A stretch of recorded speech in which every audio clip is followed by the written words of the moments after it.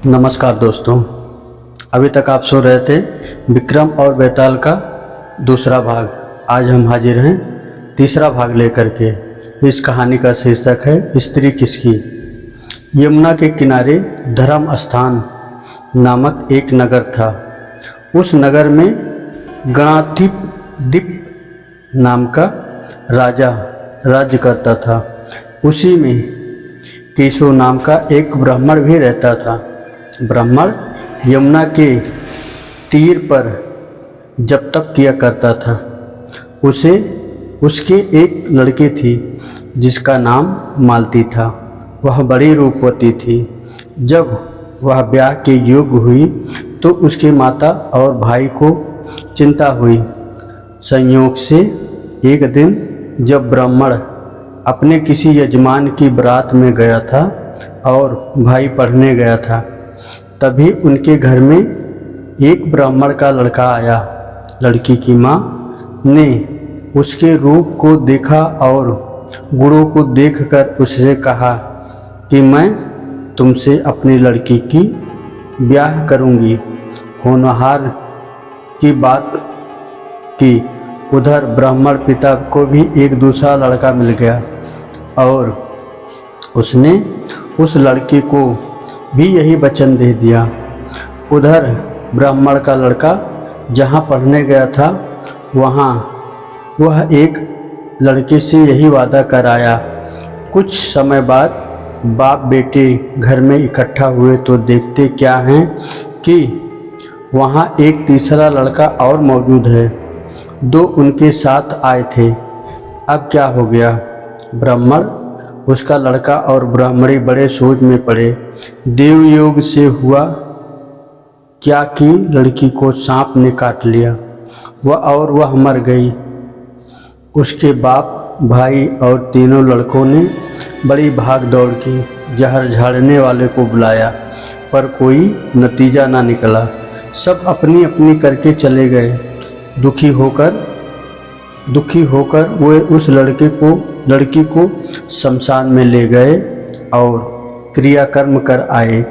तीनों में से एक ने तो उसकी हड्डियां चुन ली और फकीर बनकर जंगल चला गया। दूसरे ने राख की गठरी बांधी और वहीं झोपड़ी डालकर रहने लगा।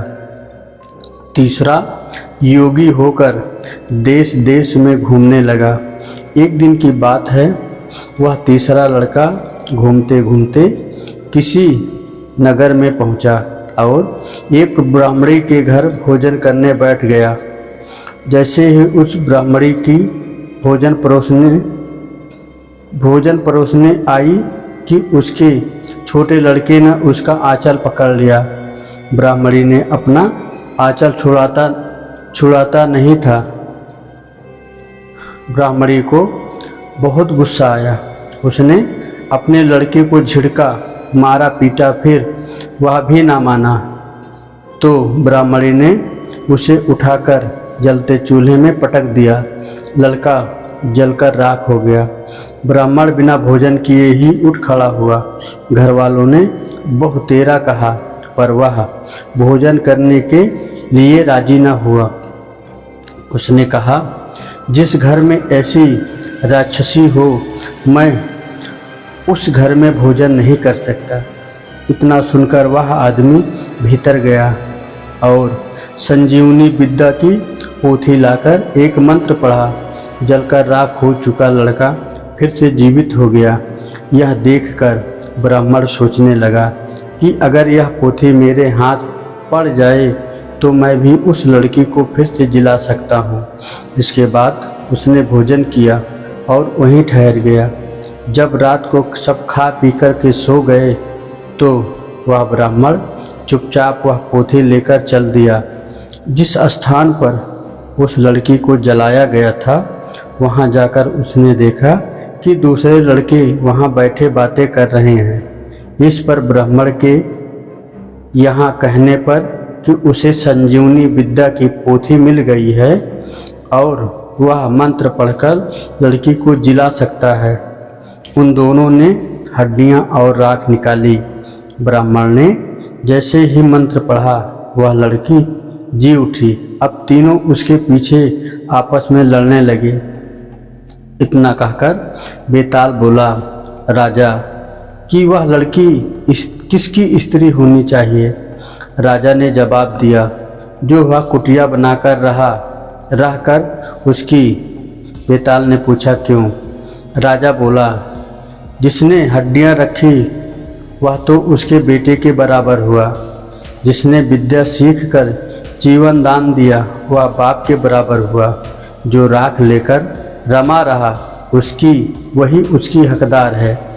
राजा यह जवाब सुनकर बेताल फिर से पेड़ पर जा लटका। राजा को फिर लौटना पड़ा और जब वह उसे लेकर चला तो बेताल ने तीसरी कहानी सुनाई। दोस्तों, ये कहानी आपको कैसी लगी आप कमेंट करके ज़रूर बताएं। और अगर आप हमारे चैनल पर नए हैं तो आप हमारे चैनल को लाइक करें, सब्सक्राइब करें और अपने मित्रों को शेयर करें। जय श्री राधे राधे।